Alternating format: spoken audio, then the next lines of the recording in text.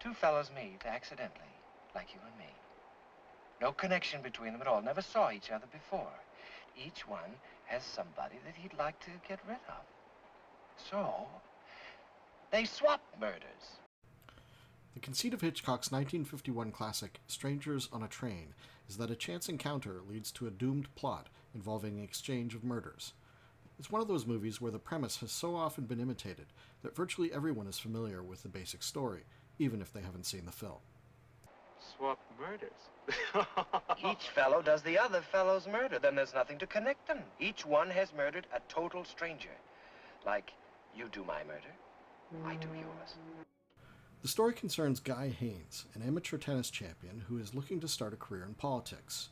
He's in love with Ann Morton, daughter of a senator, but he's also saddled with an unwanted marriage to a conniving woman who will not grant him a divorce. Then there's Bruno Antony, a wealthy layabout and tennis fan who has all sorts of theories about how to commit a perfect murder. And so the infamous proposal arises when the two meet by chance on a train. When the characters are introduced, we are invited to view Guy and Bruno as two parts of one whole. Each represents aspects of a single personality, and they are divided in such a way as to be set in opposition. Therefore, Guy represents the good, clear-headed, ambitious, decent, and innocent. Bruno is the impetuous, crass, indolent, and insane. In short, the bad. Bang, bang! A key to this reading is that the situation in which Guy finds himself could have happened to anyone. He's a victim of circumstance, a point punctuated by Hitchcock in this scene, where Guy observes an unrelated chance encounter on a train. But I'd like you to consider that it is only in appearance that Guy is decent or innocent. In fact, the movie provides sufficient cause to suppose that he may be quite mercenary, an unscrupulous social climber who takes advantage of a vulnerable lunatic, and indeed is concerned only with projecting the appearance of innocence. I'm going to start with a quick recap of the plot, with all its surface indicators of the dualities represented by its leads. There are spoilers, so if you haven't seen the movie and would prefer it, I'd suggest finding a copy and viewing it before you continue. So Bruno suggests that he should murder Miriam, and in exchange, Guy will murder Bruno's father. Guy appears to blow this off as a joke, and disembarks to meet Miriam, his estranged wife. We have been given to understand that she was unfaithful, and the two have separated in acrimony. He gives her money to pay for her divorce lawyer, but Miriam surprises Guy by refusing to divorce him, and reveals that she is pregnant by another man. Heard what I said, Guy Haines. You can't throw me away like an old shoe. I'm coming to Washington to have my baby. Tell it to the Senate! Guy, having forgotten Bruno altogether, telephones Ann Morton with the bad news. Miriam's intransigence spells disaster for their marriage plans. Meanwhile, Bruno, not having forgotten Guy, travels to Metcalfe, where he finds Miriam on a date with two boys. He follows them to a fairground, which will be the setting of much of the movie's pivotal events. Miriam notices Bruno's attentions and misinterprets his intent. Where she sees flirtation and romantic interest in herself, there is only homicidal determination and an unhealthy obsession with Guy. Bruno pursues when her companions take her by boat through the Tunnel of Love, and they all end up on an island where lovers dawdle away from the noise of the carnival. What follows is a classic Hitchcock murder. Let's not break a leg.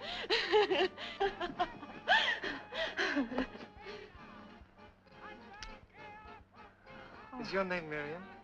Why, yes. How did you...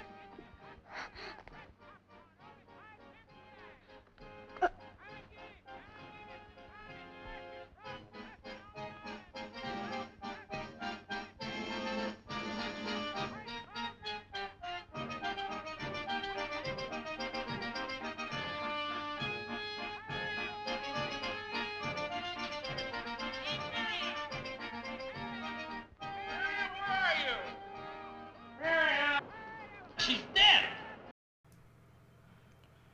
Having fulfilled his half of the bargain as he saw it, Bruno proceeds to meet with Guy clandestinely, to let him know what he's done and to confirm their plans for Guy to kill Bruno's father. Guy is ostensibly shocked and denies agreement or involvement in Bruno's plan. In a famous sequence in which the bars of a gate indicate a sort of metaphorical trap, Bruno points out to Guy that they are both culpable, and that no one will likely believe that Bruno killed Miriam unless it was at Guy's behest. We'd both be arrested for murder. We'd both be arrested for murder. You're just as much in it as I am. We planned it together. Crisscross. I do You your crazy fool. Do you think you can get away with that? Oh, come now, Guy. Why should I go to Metcalf to kill a total stranger? Unless it was part of the plan and you were in on it. You're the one who benefits, Guy. You're a free man now. When police arrive, presumably to inform him of his wife's death, Guy joins Bruno to hide behind the bars, trapped by circumstance. Guy leaves Bruno unsatisfied and goes to visit Ann Morton at the home of the senator, her father. Also present is her little sister Barbara, played by Patricia Hitchcock, who will be the unfiltered voice of truth going forward. They inform him of Miriam's death, unaware he's already heard the news, and he pretends he didn't know. Guy offers the police an alibi, but they will have him surveilled nonetheless. This makes things awkward as the story progresses, as he is never unobserved. Bruno, meanwhile, is growing impatient. His father remains unmurdered, and he starts to reach out, taking increasing chances to communicate with Guy and finalize their plans. Guy ignores him, which only causes Bruno to become more and more insistent. He watches Guy from a distance, sending messages. Finally, he risks a meeting in public and is observed by Ann Morton.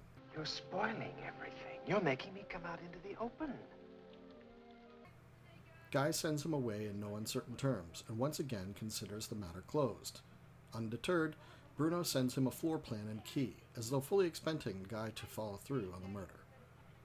At last, Bruno decides to insinuate himself into the Morton social circle and meet Guy officially. At this point, his plot is truly unworkable, and it seems pretty clear that Bruno is both a murderer and a madman. As he draws more attention to himself and their connection, Bruno finally forces Guy into a confession to Anne.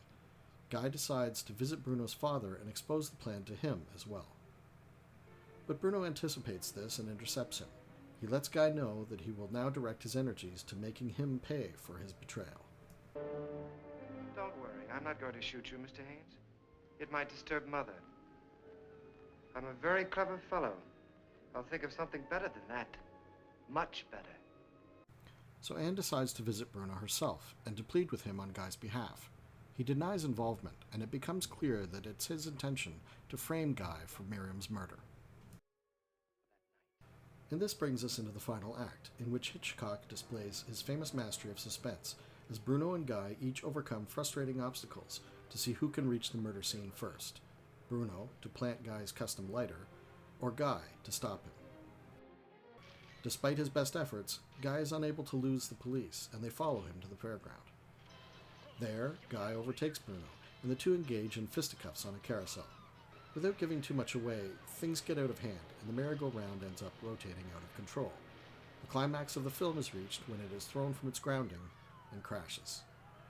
Bruno is killed, but not before a witness identifies him as the murderer, and the police discover an incriminating lighter on his person, proving once and for all that Guy was not the killer. It all seems very tidy. So Guy is the hero and Bruno the villain, and never the twain shall meet. But let's take another look and put that to the test. Remember how Bruno popped that kid's balloon? That's not the only nasty thing he does in the film, but he's not just evil. Here, he helps an old blind man across the street with no ulterior motives. All else being equal, when he has nothing at stake, Bruno is just as likely to play the Samaritan as not.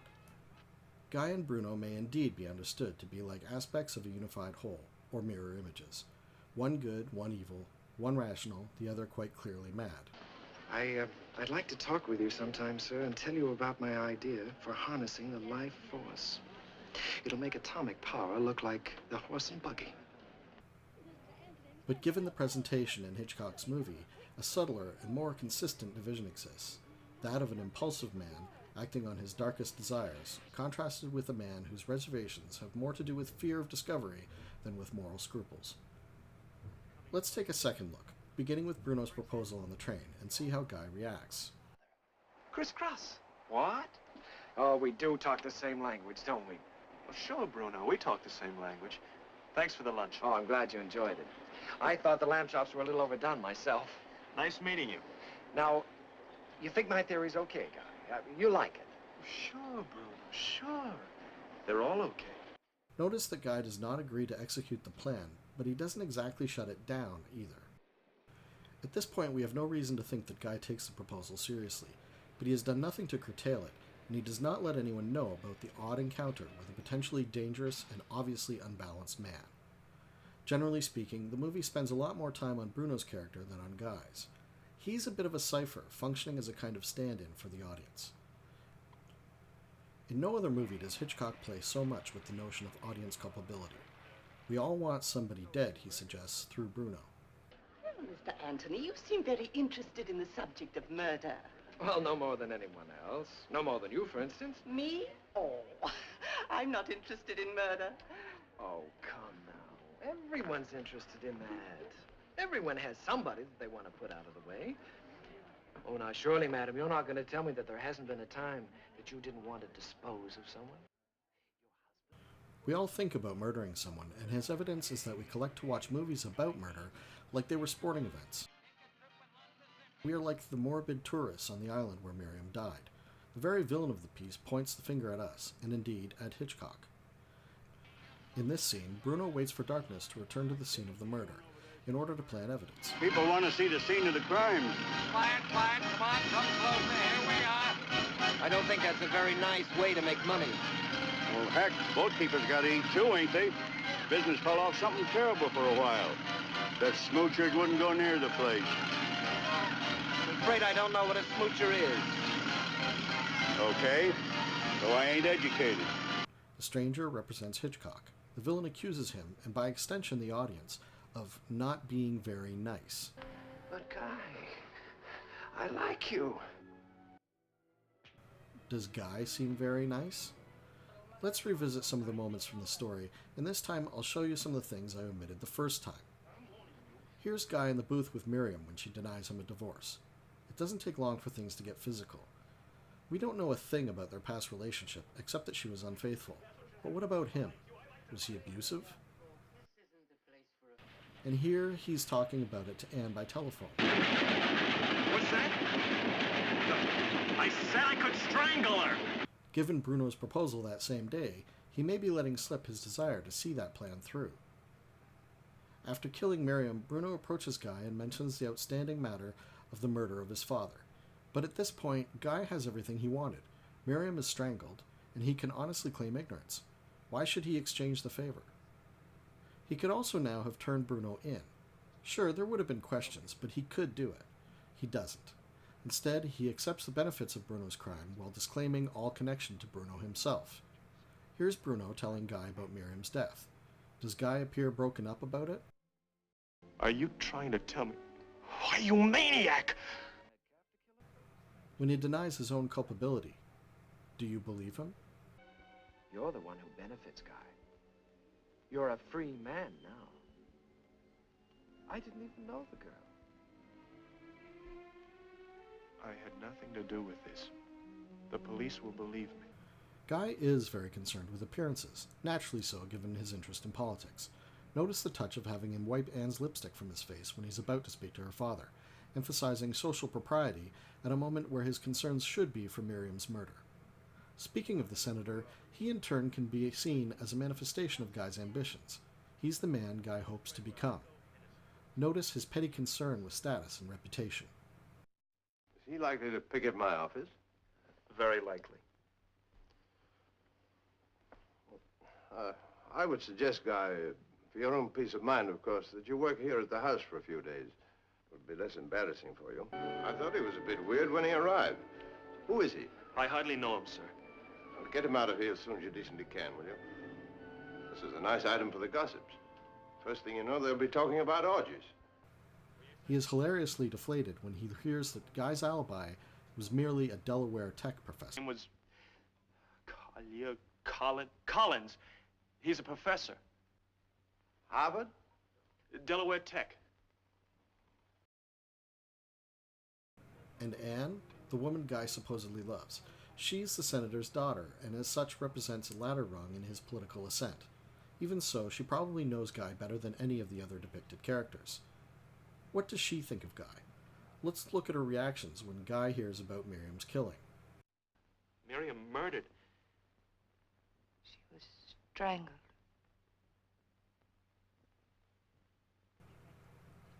And when he tells her that Bruno killed Miriam, How did you get him to do it?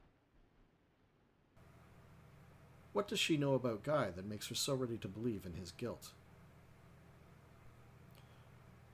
From what can be observed, Guy seems to the audience a touch distant, standoffish, difficult to know. On the other hand, Guy Haines is a quiet, methodical player, almost lackadaisical. As a rule, he plays slowly between points, well within himself. Can't be helped, darling. It's not your fault. It's not as though anyone can say you had anything to do with it. Some might argue that Farley Granger, the actor who plays Guy, is simply not very good and lacks the talent to depict the emotional range required of the role. Someone might say it. Be guided by my experience. Never lose any sleep over accusations. Unless they can be proved, of course. But I think that's unfair and see nothing to support it in this film, nor in Rope, in which Hitchcock used him again. And even if it were true, you'd have to consider that Hitchcock was aware of his limitations, yet thought him suited to the part. So which is it? Is Guy a decent man, victim of circumstances and the schemes of a madman? Or is he an opportunist who had the good fortune to encounter the right stranger on a train? Consider that the first rule of assassination is, always assassinate the assassin. In light of this, with the death of Bruno Antony, is Guy an innocent finally vindicated? Or is he the bad guy who's just gotten away with murder? Thanks for watching. Click away, and as always, please leave comments. Positive, negative, sane, insane, helpful, homicidal, whatever.